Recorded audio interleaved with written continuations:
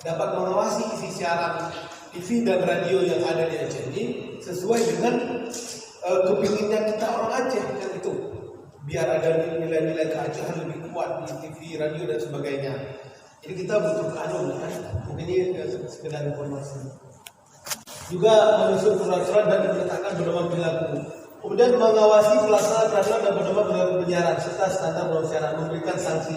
Termasuk kita bisa memberikan sanksi terhadap pelanggaran peraturan pedoman perilaku penyiaran serta standar penyiaran. Jadi kalau ada misalnya penyiaran yang dia melakukan pelanggaran, jadi itu bisa dilapor oleh masyarakat dan bisa dikenai sanksi. Nah itu kan informasi yang perlu diketahui, itu tidak?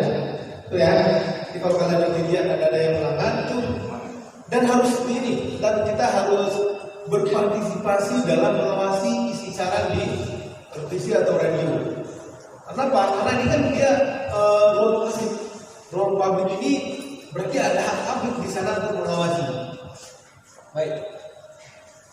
Juga dan kewajiban menjadi masyarakat untuk memperoleh informasi yang layak dan benar, ikut membantu program penguatan infrastruktur, membangun iklim persaingan yang sehat antara lembaga penyiaran dan bidang radio dan seterusnya. Ya, jadi dia ada beberapa tugas ini. Nah, teman-teman semuanya, apa itu pedoman perilaku penyiaran? Pedoman perilaku penyiaran adalah ketentuan bagi lembaga penyiaran yang ditetapkan oleh KPI. Jadi ada peraturan yang berlaku bagi semua radio dan televisi secara nasional yang itu mengikat semuanya. Karena kemarin saya bertekad sama istri bahwa sebagai anak besar nggak di televisi dulu. Jadi walaupun ngawasi televisi, tapi TV ada di rumah, teman-teman kan. Jadi sangat berharap partisipasi masyarakat para mahasiswa untuk terlibat dalam mengawasi isi siaran.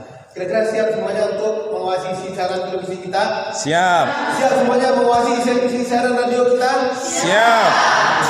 Dan kita niatkan ini karena Allah ya, perlindungan kekerasan juga diatur, kemudian ada regulasi, ada produksi dan sebagainya. Ini televisi yang ada di Indonesia tahun 2021 ini sudah bertambah lagi dan akan terus bertambah nanti dengan perubahan dari analog ke digital.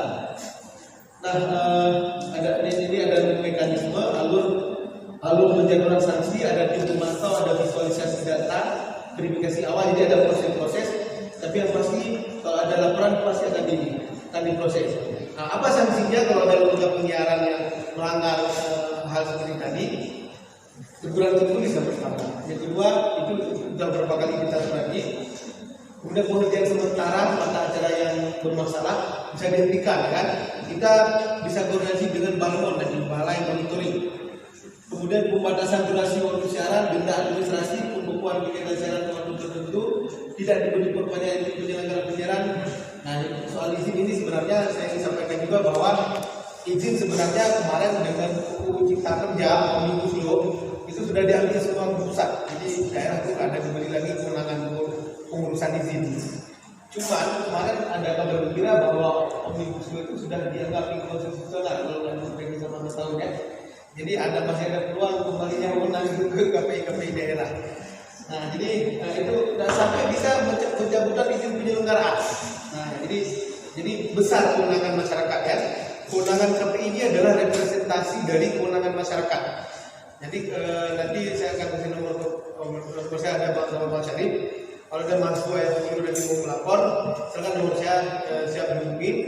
Sampai nanti ada nomor telepon kita yang akan lebih khusus ya. Baik, demikian dari